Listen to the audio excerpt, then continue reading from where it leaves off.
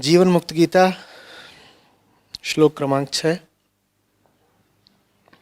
पृथ्वी जल अग्नि वायु आकाश इन पंच तत्वों से बना यह शरीर ही क्षेत्र है तथा आकाश से परे अहंकार ही क्षेत्रज्ञ है। यह मैं ही समस्त कर्मों का कर्ता और कर्म फलों का भोक्ता है। इस ज्ञान को धारण करने वाला ही वस्तुतः जीवन मुक्त कहा जाता है। तो दो हैं, क्षेत्र, क्षेत्रज्ञ, आत्मा। दो हैं माने एक वो जो द्वैत का जोड़ा है और दूसरा जो इस जोड़े से बिल्कुल पृथक साक्षी है। क्षेत्र और क्षेत्रज्ञ क्या हैं?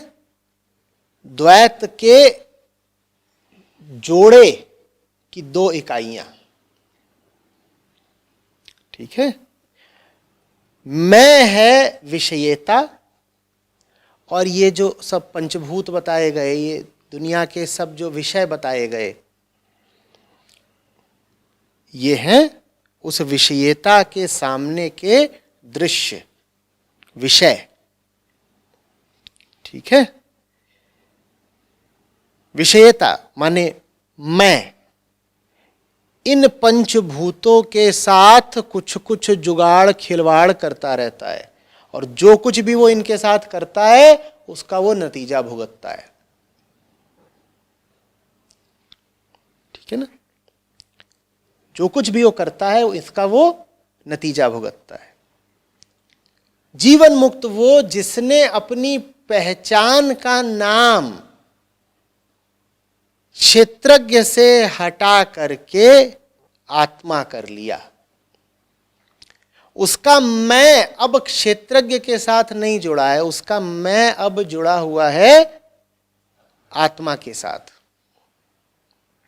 ये जो क्षेत्र और क्षेत्रज्ञ जिस तरीके से यहां जीवन मुक्त गीता में बताए गए हैं, ये वैसे ही हैं जैसे श्री कृष्ण श्रीमद् भगवद गीता में कहते हैं प्रकृति और पराप्रकृति। वो कहते हैं कि जिसको आप साधारणतया प्रकृति कहते हो वो वास्तव में बस अपराप्रकृति है, और जिसको आप अहम कहते हो वो भी प्रकृति ही है, बस उसको कह दो पराप्रकृति। दो तरह की प्रकृति हो गई। तो ये क्षेत्र सारा क्या हुआ? अपरा प्रकृति। और जिसको क्षेत्रज्ञ कह रहे हो वो भी है प्रकृति ही, वो तुम नहीं हो। जिसको क्षेत्रज्ञ माने मैं कह रहे हो वो भी प्राकृतिक ही है, वैतना ही प्राकृतिक जितना धूल मिट्टी और पानी। पृथ्वी अग्नि जल वायु आकाश, ये सब इनको तो प्रकृति मानने में हमें कोई संकोच नहीं होता ना, लेकिन अहम को प्रकृति मानने में हमें संकोच होता है। हम कहते हैं ये सब दुनिया प्राकृतिक है और भीतर जो अहम बैठा है वो उस प्रकृति से भिन्न है, ऐसा ही कहते हैं ना हम। यहां बताया जा रहा है और वही बात भगवत गीता में और ज्यादा विस्तार से बताई गई है कि तुम प्रकृति से परे हो। अष्टावक्र गीता भी बिल्कुल इन्हीं शब्दों में बात कहती है, तुम प्रकृति से परे हो। तुम प्रकृति से परे हो माने तुम प्रकृति के दोनों सिरों से परे हो। दो सिरों के क्या नाम? क्षेत्र और क्षेत्रज्ञ, अपरा और परा।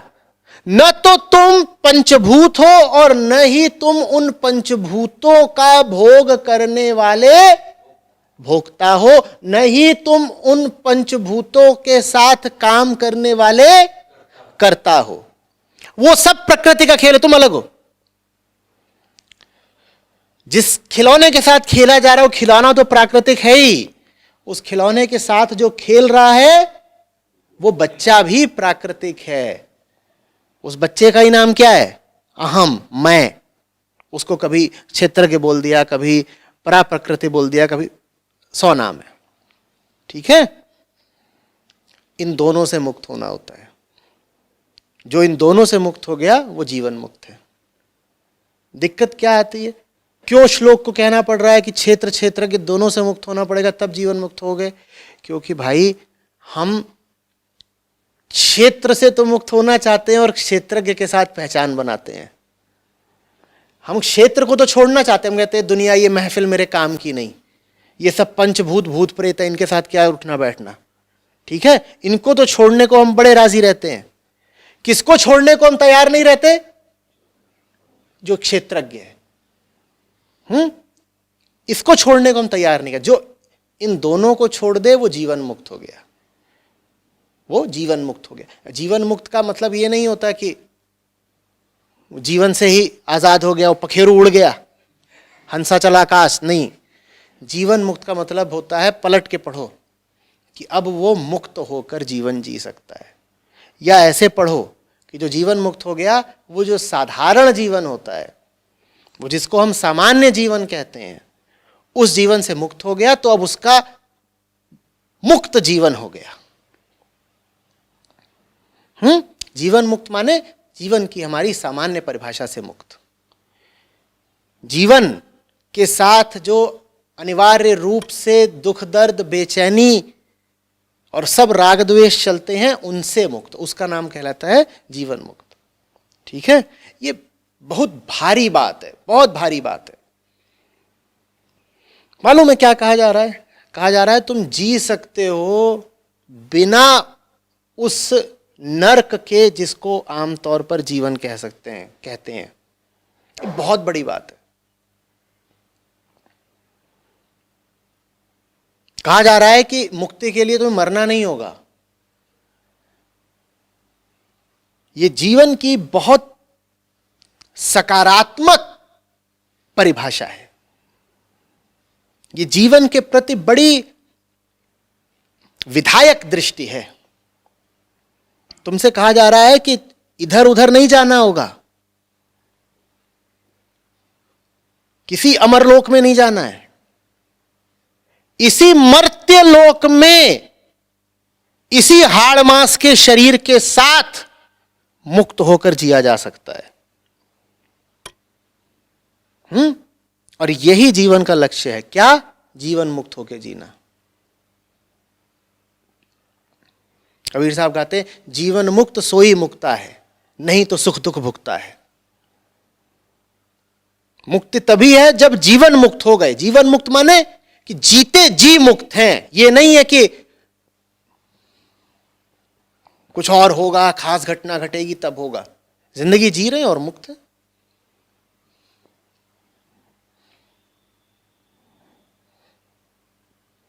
बात आ रही है समझ में? ये हुई ना कुछ दमदार बात। क्या? जीवन मुक्त।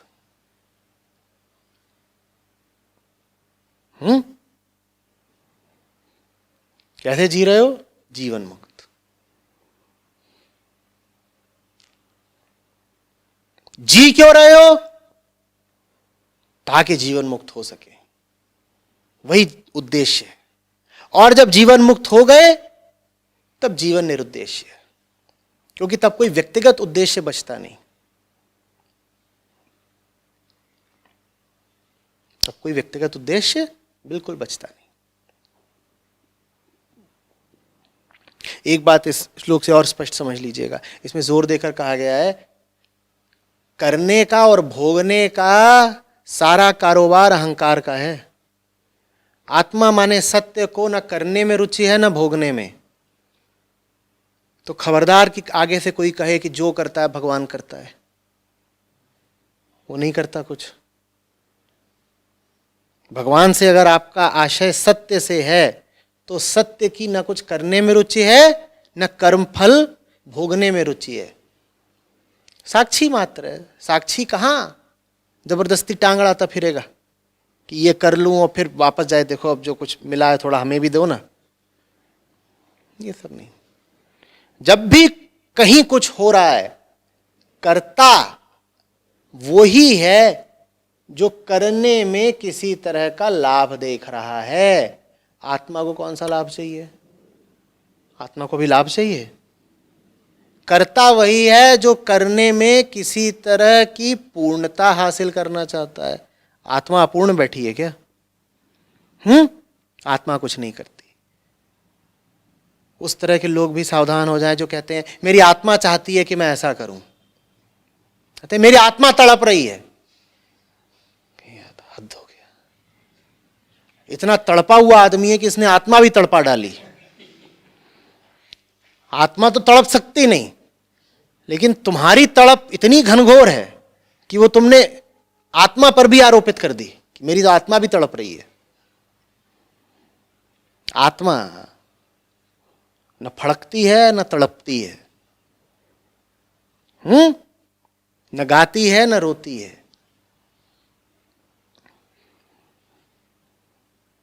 बात समझ में आ रही है? आत्मा शरीर की ही नहीं होती, आत्मा 10 शरीर क्या धारण करेगी? आत्मा शरीर के अंदर होती ही नहीं है तो आत्मा शरीर क्या छोड़ेगी? आत्मा को हमें इन सब धंधों से दूर रखना चाहिए, ये शरीर का छोड़ना, ये करना, वो करना। श्री कृष्ण जब कहते हैं कि जैसे वस्त्र त्यागा जाता है वैसे ही शरीर त्यागा जाता है, तो वो आत्मा की नहीं जीवात्मा की बात कर रहे हैं। गीता ध्यान से पढ़िए, आत्मा की नहीं जीवात्मा की बात कर रहे हैं। जीवात्मा का मतलब हुआ वो जिसे जीव आत्मा समझता है, माने मन। जीवात्मा माने मन। मन ही है जो तरह तरह के चोले धारण करता रहता है और जिसका वस्त्र बदलने में बहुत मन रहता है, आतुरता रहती है, वो मन है। आत्मा को ढक सके ऐसा वस्त्र बनाएगा कौन? आत्मा जिस वस्त्र को पहन सके ऐसा वस्त्र आएगा कहां से? क्योंकि हमें तो बताया गया था कि आत्मा अनंत है, वस्त्र कैसे धारण कर लेगी?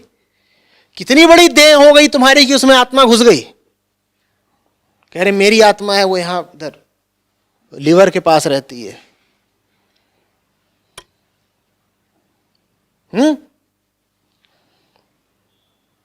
बात समझ में आ रही है?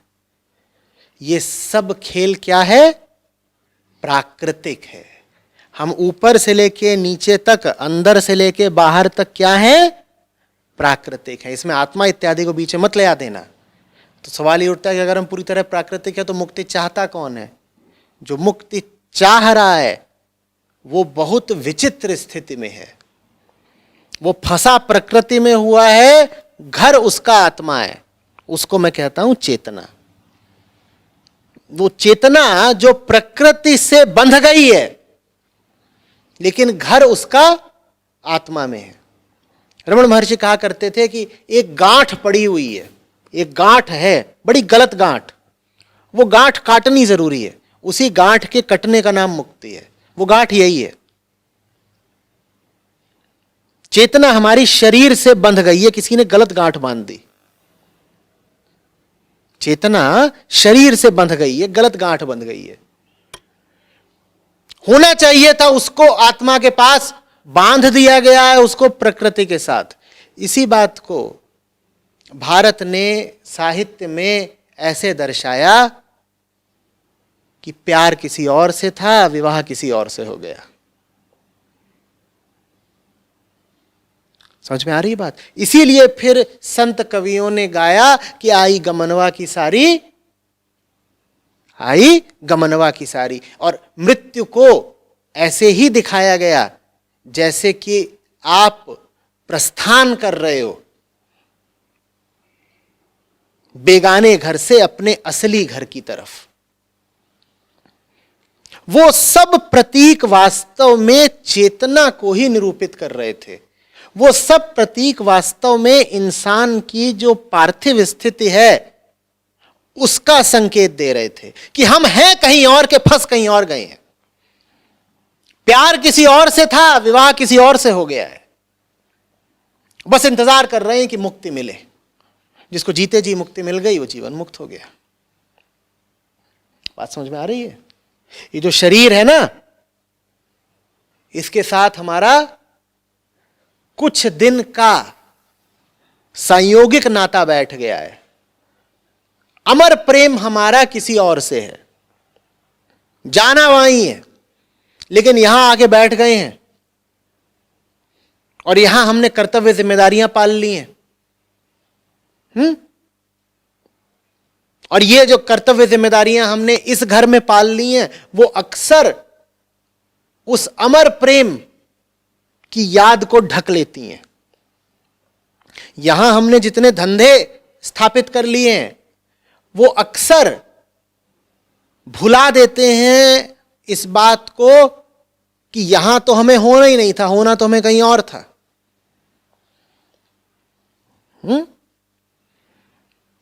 बात समझ में आ रही है?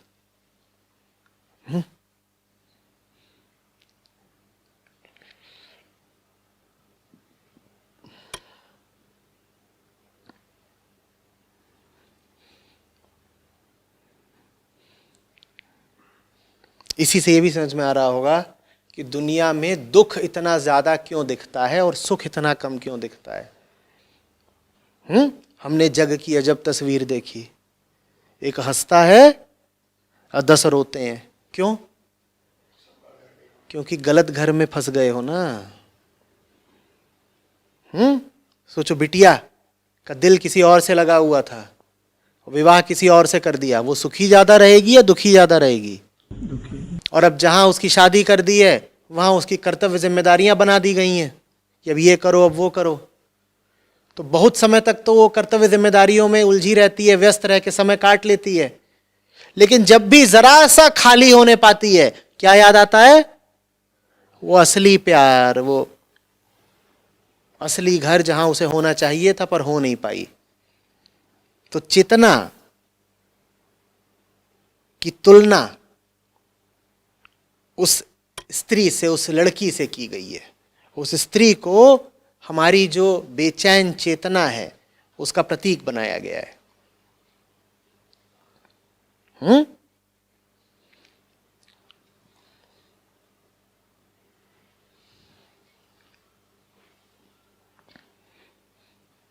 रूमी के पास जाओगे तो कहेंगे और कुछ नहीं जानता, मैं इतना जानता हूं, मैं यहां का नहीं हूं, मैं यहां का नहीं हूं, और जिसने मुझे यहां भेज दिया, फंसा दिया, एक दिन वही मुझे वापस भी बुलाएगा। पूरे विश्वास के साथ कहते हैं, जैसे कि साफ साफ पता हो। ये भी कहते हैं कि और कुछ नहीं जानता मैं, उस बात को भी स्वीकार करते हैं कि लेकिन इतना मैं साफ देखता हूं, बिल्कुल पता है कि यहां का तो नहीं हूं मैं, आई डोंट बिलोंग हियर। और जिसने यहां भेजा है, एक दिन वही वापस भी बुला लेगा।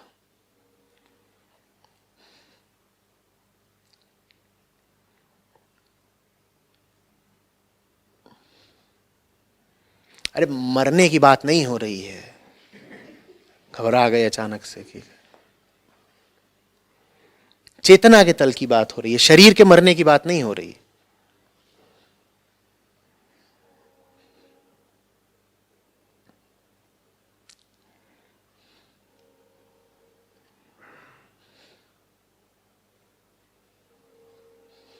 चेतना, ये जो गांठ लगी है, इसमें इस गांठ के लगने में चेतना का तो कोई चुनाव था नहीं, तो उसको गांठ को काटने में दायित्व तो इसका क्यों?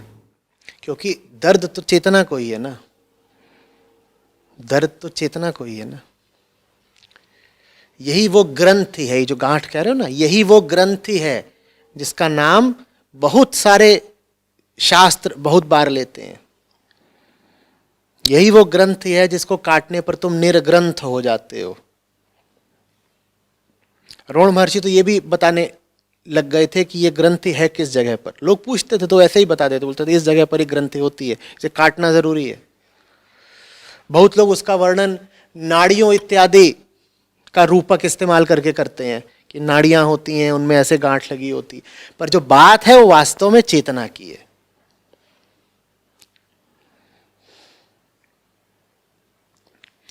भाई कौन काटेगा उस गांठ को? जिसको दर्द हो रहा होगा। शरीर को तो कोई समस्या नहीं है, तो शरीर क्यों पहल करे उसे काटने की? दर्द चेतना को है तो वही छटपटाएगी, वही काटेगी किसी तरीके से। ये खेल इतना अनफेयर है। सहानुभूति किसी दूसरे के साथ मत रखो, अपने प्रति सहानुभूति रखो। आत्म प्रेम का ही दूसरा नाम अध्यात्म है। अपने साथ इंसाफ करो ना। जब जान गए हो कि गलत जगह फंस गए हो, ऐसे खेल में फंस गए हो जिसके नियम ही तुम्हारे खिलाफ हैं, तो जल्दी से जल्दी क्या करना है? खेल निपटाओ, बाहर भागो। ये खेल तुम्हें फल नहीं सकता, तो इसे खेलना क्यों?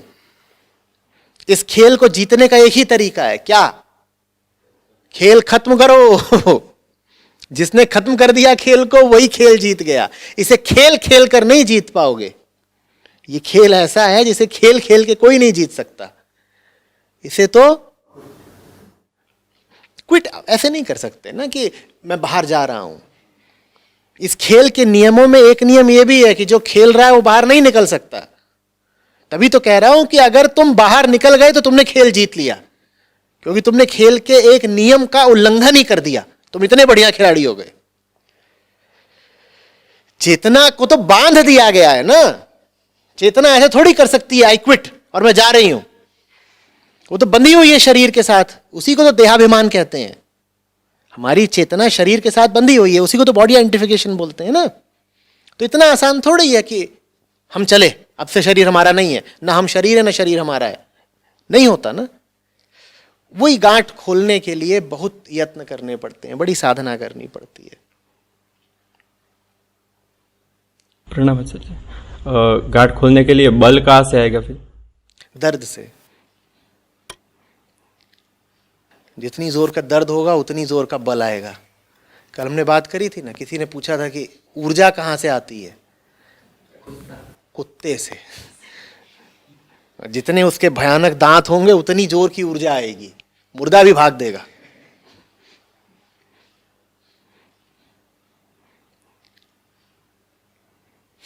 इसलिए मैंने बोला था, वो जो पीछे से उन्होंने बोला था ना, पीड़ा पैगाम परम का। इसीलिए जो परम के प्रेमी होते हैं वो पीड़ा का स्वागत करते हैं, कहते हैं अच्छी बात है, दर्द मिल रहा है। बिना अर्थ के तो कोई भी काम नहीं किया जाता। चाहे संसार में धन और पद के लिए या फिर आध्यात्मिक जगत में शांति और मुक्ति के लिए ज्ञान की खोज। तो ऐसा कौन सा कर्म है जो परमानंद में लीन कर दे? समर्पण क्या होता है? यह श्लोक क्या कह रहा है? अरे वही कह रहा है जो कह रहा है, अलग थोड़ी कुछ कह रहा है। यही कह रहा है कि तुम प्रकृति के दोनों सिरों में से किसी को भी अपना न मान लेना, किसी को भी स्वयं का नाम मत दे देना। यही ज्ञान चाहिए। और जो ज्ञान, जैसा तुमने लिखा कि हर ज्ञान के पीछे कुछ उद्देश्य होता है, जिस ज्ञान को पाने का उद्देश्य मुक्ति हो वो ज्ञान अच्छा। ठीक है, खुद ही परख लिया करो। कुछ भी जानना चाहते हो, जानना माने ज्ञान। कुछ भी जानना चाहते हो, क्यों जानना चाहते हो? अधिकांशतः हम व्यर्थ ही जानना चाहते हैं। अधिकांशतः हम खुराफात के लिए ही जानना चाहते हैं।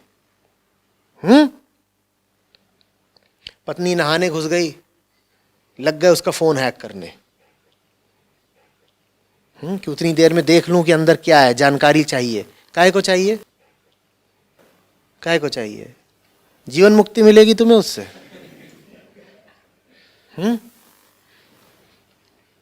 तो जैसे अभी ये मैंने एक बिल्कुल अति का उदाहरण लिया है कि तुम किसी का फोन हैक कर रहे हो, पर ज्यादातर हम यही कर रहे होते हैं। कर रहे होते हैं कि नहीं कर रहे होते हैं? व्यर्थ की बातें जाननी, ऐसी बातें जानने की चेष्टा जो किसी भी तरीके से शांति और मुक्ति में सहायक नहीं होंगी, जो मन को तड़प और बुखारी देने वाली हैं। दुनिया में कोई ऐसा है मुझे बताओ जिसका तुम फोन पढ़ो और वो पढ़ के बेचैन ना हो जाओ? क्योंकि कोई भी व्यक्ति वैसा तो हो ही नहीं सकता ना, जैसी तुम्हारी छवि है उसके बारे में। नहीं हो सकता ना। तुमने एक इंसान के बारे में एक छवि बना रखी है, जो कि बनाते ही हो, सब बनाते हैं। अब उसका फोन खोल के पढ़ोगे, वो फोन में जो सामग्री होगी वो तुम्हारी छवियों से मेल तो खा सकती ही नहीं है, ये पहले से ही तय है। ठीक, तुम्हें कुछ अलग ही देखने को मिलेगा, और जहां कुछ अलग देखने को मिला तहां ऐसे सीने पे हाथ रखोगे और लगोगे दर्द भरे गीत गाने कि धोखा हो गया, ये हो गया, वो हो गया। तुमसे कहा किसने था झांकने के लिए? कहा किसने था? तुमसे कहा किसने था कि वहां जो कुछ तुम्हें मिलेगा वो वैसा ही मिलेगा जैसा तुम चाहते हो? बोलो। ज्यादातर हमारा ज्ञान ऐसा ही है, वो हमें ऊंचा नहीं उठाता, वो हमें गिराता ही है। कुछ भी जानने से पहले ये देख लो कि वो जानना तुम्हारे लिए क्यों जरूरी है। Why do I want to know? दूसरा भी तुमसे कुछ पूछे कभी, तो उसको हाँ या ना में जवाब देने की जगह ये जवाब दो, ये ज्यादा अच्छा जवाब है।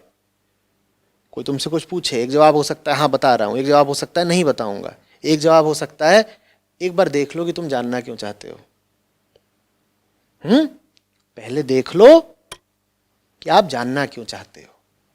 बता तो मैं दूंगा, पर आपको स्पष्टता है कि आप जानना क्यों चाहते हो।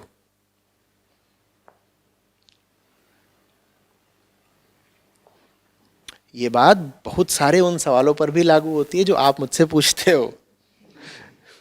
क्यों पूछना चाहते हो ये बात?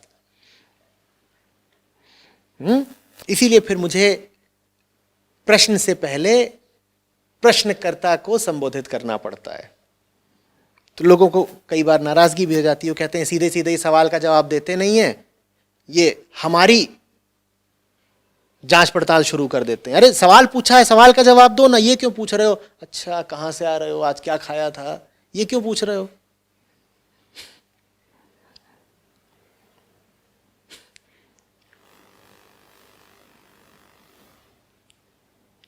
आ रही बात समझ?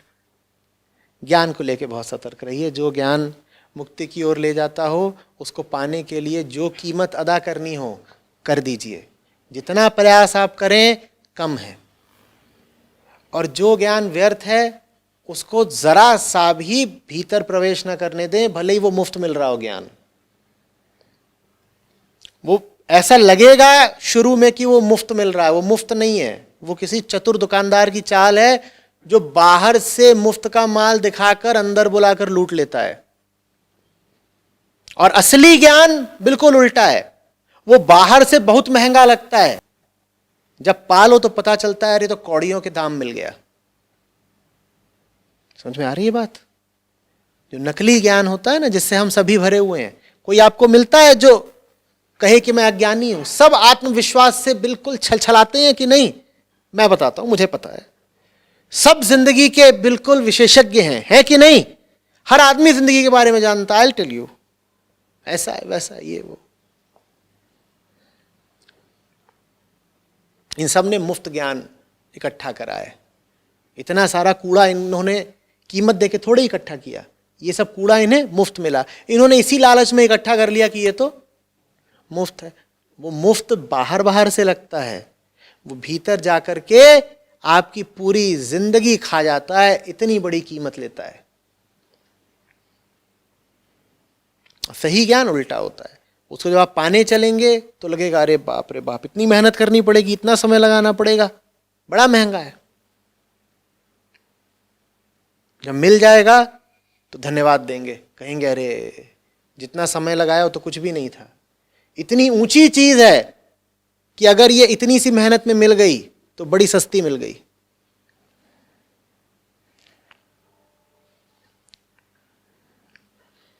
हरी बात समझ में?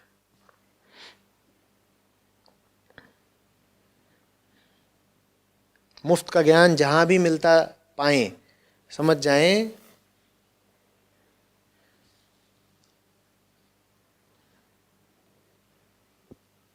और सब कुछ आपको आतुर है मुफ्त का ज्ञान देने में। विज्ञापन का एक बिलबोर्ड भी है ना, जो सड़क किनारे लगा हुआ है, वो भी आपको सीधे सीधे चीज नहीं बेच रहा, वो असल में आपको ज्ञान दे रहा है। वो आपको इस तरह का ज्ञान दे रहा है कि आप उस चीज को खरीद लें। कोई आपसे कभी ऐसे कहता है सीधे ये मेरा माल है खरीद लो? कभी किसी विज्ञापन दाता ने ऐसे बोला है क्या कि मेरी चीज है खरीद लो? या कभी इतनी ईमानदारी से बोला है कि कृपया मेरी ये चीज खरीद लें क्योंकि मैं पैसा कमाना चाहता हूं, मेरी ये चीज खरीद लो ताकि मेरा मुनाफा बढ़ जाए? कोई ऐसे बोलता है क्या?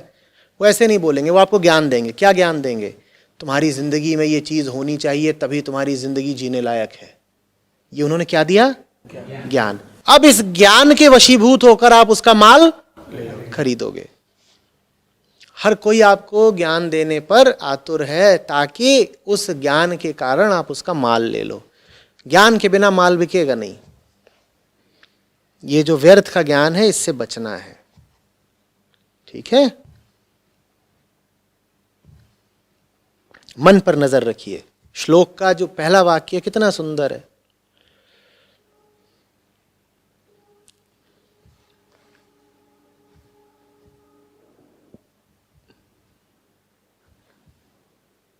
सिर्फ संसार पर नहीं, मन पर नजर रखिए।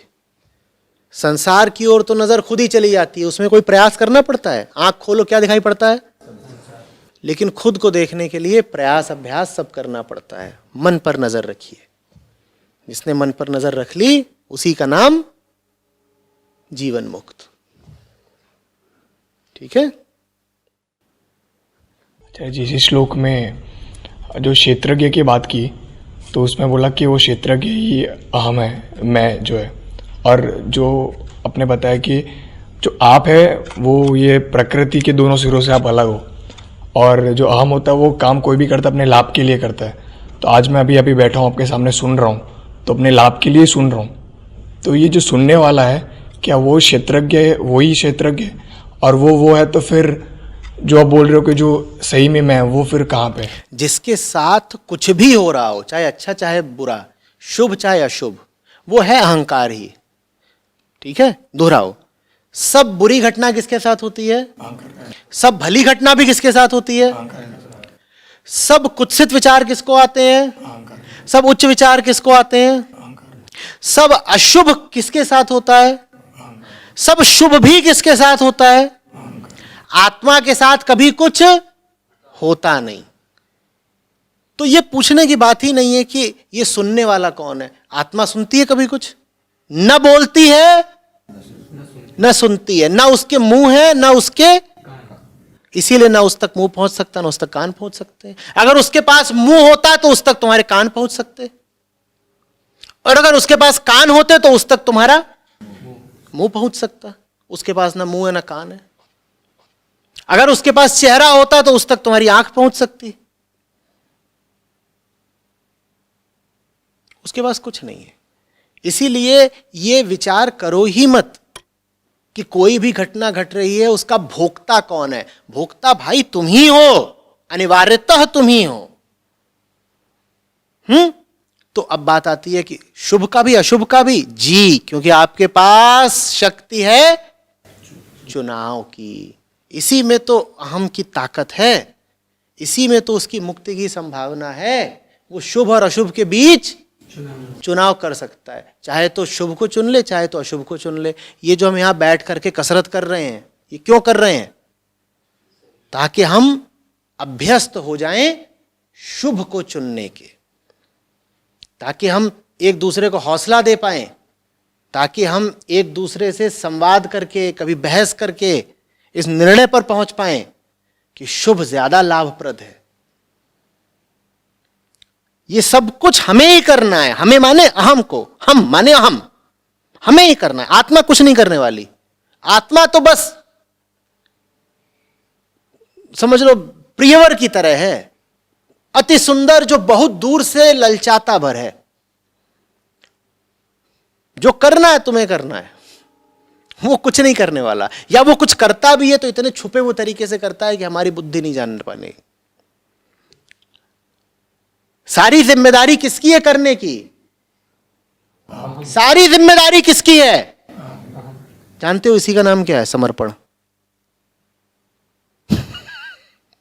समर्पण का मतलब ये नहीं है कि मेरा खेल तो अब कोई और खेलेगा, मेरी नैया तो कोई और खेदेगा। समर्पण का मतलब होता है कि मैंने ये भाव हटा दिया कि कोई और जिम्मेदार है। मैंने जो मिथ्या बात थी उसका समर्पण कर दिया। समर्पण का मतलब बड़ी से बड़ी जिम्मेदारी होता है। समर्पण का मतलब होता है मेरे पास ये जिम्मेदारी है कि बस तुझ एक को ही समर्पित रहूं और बाकी चीजों से अब मुझे लेना देना नहीं।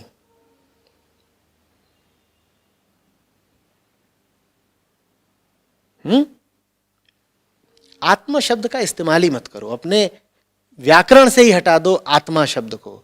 आत्मा को जब कुछ करना नहीं, कुछ भोगना नहीं, दिखाई उसे देना नहीं, सुनाई उसे देना नहीं, तो उसकी बात करने से कोई लाभ है? लाभ है अहम की बात करने से, क्योंकि सारी घटना वहां घट रही है। सब गर्मा गर्म मसाला वहां पर है। भूचाल आया हो तो कैमरा आकाश की ओर करोगे या एपीसेंटर की ओर? एपिसेंटर। वो जो एपीसेंटर है उसका क्या नाम है? अहम भूकंप का केंद्र है। और जिंदगी वो क्षेत्र है जहां भूकंप आया हुआ है।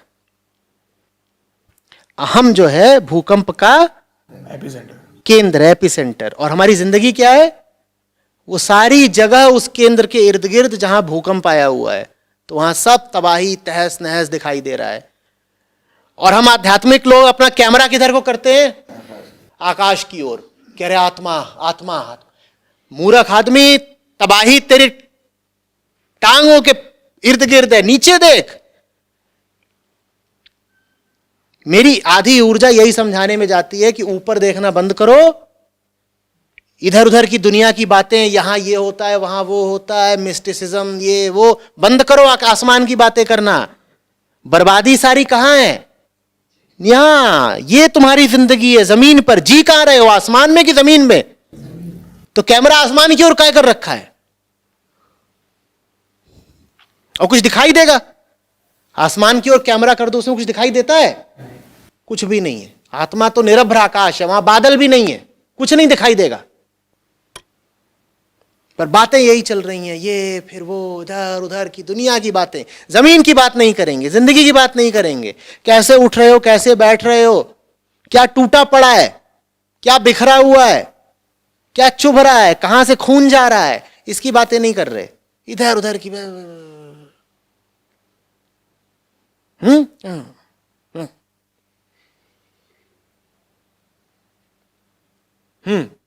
संबंध कैसे बांधेंगे? अभी हम कर रहे हैं, और आत्मा का संबंध, कोई संबंध, लिंक बीच में?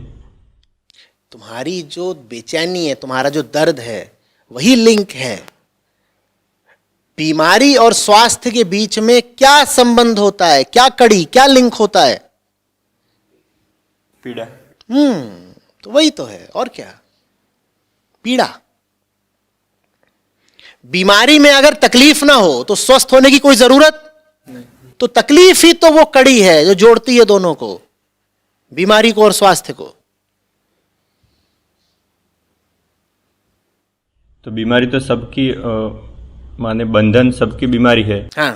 तो किसी को ज्यादा दुख होता है, किसी को कम दुख होता है। क्योंकि बहुत सारे लोग पेन किलर खाते हैं, पीड़ा तो पूरी होती है, पर तुम दर्द दबाने वाली गोलियों पे जी रहे हो तो पीड़ा पैगाम परम का पैगाम आएगा ही नहीं, पीड़ा ही दबा दी। दर्द दबाने वाली गोलियां कौन कौन सी होती हैं? दो तो बैठे हैं पीछे, उन्होंने बता दिया था, एक कचौड़ी, एक समोसा, उसके अलावा इडली और डोसा, और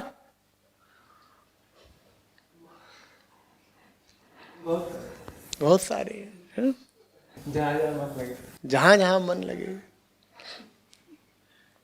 इन सब तरीकों से हम अपना दर्द दबाए रहते हैं। आचार्य जी, जैसे श्लोक में बताया कि हमारी आइडेंटिटी वहां से हटानी है, तो हम से फिर आइडेंटिटी हटाएंगे कहाँ, कैसे? उसको हम देखेंगे तो फिर उसको देखने के बाद फिर वहां से आइडेंटिटी हटाएंगे कैसे? जैसे मैं अभी आपको सुन रहा हूं। क्योंकि अहम के अलावा एक अज्ञात विकल्प उपलब्ध है। अहम जाना पहचाना विकल्प है। अहम जिन जगहों पर टिका रहता है, जहां जहां जाके चिपका रहता है, वो सारे विकल्प कैसे हैं? जाने पहचाने विकल्प हैं। तो अहम की जो सामान्य अवस्था है वो हमारे लिए एक ज्ञात विकल्प है। हम खूब जानते हैं कि वहां पे हालचाल कैसा है, जैसे हम अपना घर जानते हैं, जैसे अपनी हम कम्युनिटी को जानते हैं, अपने अड़ोस पड़ोस मोहल्ले को जानते हैं, पूरा जाना पहचाना है। तो अहम आमतौर पर इन जानी पहचानी जगहों से चिपका रहता है। वहां तकलीफ तो है, बोरियत तो है, लेकिन एक तरह की सुरक्षा है, पता है कि मामला अपना है। जो विकल्प है वो उपलब्ध तो है पर ज्ञात नहीं है।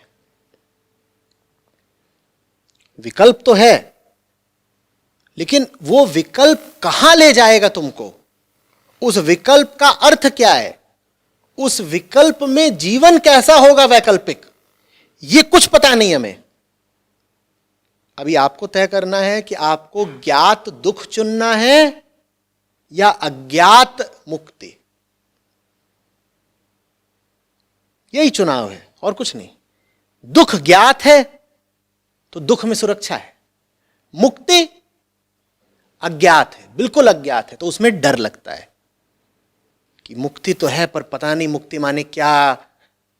अभी पिट तो रहे हैं लेकिन इतना तो पता है कि 2 ही चांटे पड़ने हैं दिन के, तो पिटाई भी सुनिश्चित है, ज्ञात है।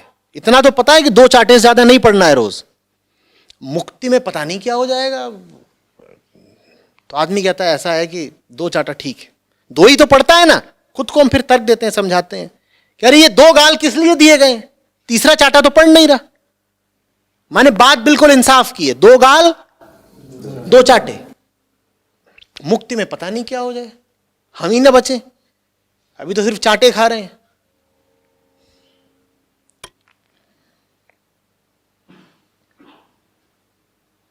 जैसे आचार्य जी अभी मैं आपको सुन रहा हूँ, ठीक है, तो आपने बोला कि जो सुन रहा है वो भी अहम है, वही सुनता है, वही सब करता है। तो वो असली आइडेंटिटी तो है नहीं, जैसे आपने बताया, जो ट्रू आइडेंटिटी है वो अहम ही असली है। अगर वो असली से जुड़ जाए तभी तो कहा जाता है अहम ब्रह्मास्मि। तो अभी अहम कैसे जुड़ेगा असली से, जैसे आपको सुन रहा हूँ? नकली से ऊब के, नकली से तंग आकर के। असली से जुड़ना नहीं होता, नकली को लात मारनी होती है। असली तो अभी बताया ना क्या है, अज्ञात विकल्प, अज्ञात है। और आगे जाओ, अज्ञेय है, उसका कुछ पता नहीं चल सकता, अज्ञेय। तो असली से जुड़ कैसे जाओगे? असली का कुछ पता होता और बहुत प्यारा प्यारा होता, भीना भीना होता, तो सारी दुनिया ना जाके अब तक असली से चिपक गई होती। असली के साथ खौफ ही यही है कि उसका हमें कुछ पता चल ही नहीं सकता। तो असली से जुड़ने का कोई सवाल नहीं है। काम सारा इसीलिए नकारात्मक करना होगा, निगेटिव करना होगा, नकार की, नीति की भाषा में बात करनी होगी। क्या करना होगा? नकली को हटाना होगा, असली को पाना। बल्कि और इसको तुम सुंदर भाषा में कहना चाहते हो तो ऐसे कह सकते हो कि असली को पाने का मतलब ही यही है कि असली तुम्हें ऊर्जा दे दे, आशीर्वाद दे दे कि तुम नकली को ठुकरा सको। असली से यही मांगा जा सकता है कि वो मुझे इतनी ऊर्जा दे कि मैं नकली को अस्वीकार कर सकूं, वरना असली को कैसे पालोगे? अहम नकली नहीं होता। अहम का चुनाव या तो असली के प्रति होता है या नकली के प्रति होता है। अहम असली को चुन ले तो अहम से ज्यादा असली और क्या है फिर? जिस अहम ने असली को चुन लिया वो अब अहम नहीं रहा, वो ब्रह्म हो गया, वही असली है। अहम नकली इसलिए कहा जाता है क्योंकि सामान्यतया अहम नकली को ही चुनता है, इसलिए अहम को इतना ज्यादा निकृष्ट और कहा जाता है, इतना उसको तिरस्कृत किया जाता है कि अरे ये बड़ा अहंकारी है, बड़ा अहंकारी है। किसी ऋषि का अहंकार हो तो वो पूजनीय अहंकार है। ऋषि का जो अहंकार है वो पूजनीय अहंकार है, क्योंकि ऋषि की अहंता अब क्या हो गई? वो पूर्णता हो गई। ऋषि की अहंता अब पूर्णता बन चुकी है, तो उसके अहम की तो तुम पूजा कर सकते हो। ठीक है। मेरा सवाल अब ये बनता है कि ऐसा मतलब पढ़ा है कि खुद को मरना होगा, फिर मतलब अहम को मरना होगा। जब प्रभु मिलेंगे तब या तो तुम नहीं रहोगे या तो मतलब प्रभु रहेंगे या तुम, तो एक म्यान में 2 नहीं आ सकते, तो फिर वहाँ पे अहम का क्या स्थान होगा? इसका मतलब होता है कि जब 2 चीजें चुननी हो तो दोनों नहीं चुनी जा सकती। तो सीधी सी बात है ना। चुनाव की परिभाषा क्या मतलब है? 2 में से 1। बस। तो अहम के सामने हमेशा विकल्प होता है, जिंदगी के हर पल में तुम्हारे सामने ये विकल्प होता है कि या तो ये कर लो या ये कर लो, या तो ये पकड़ लो या तो ये पकड़ लो। एक म्यान में दो तलवार नहीं रह सकती, माने इसको और इसको एक साथ नहीं पकड़ सकते। वो तो जाहिर सी बात है, दो रास्तों पे एक साथ कौन चल सकता है।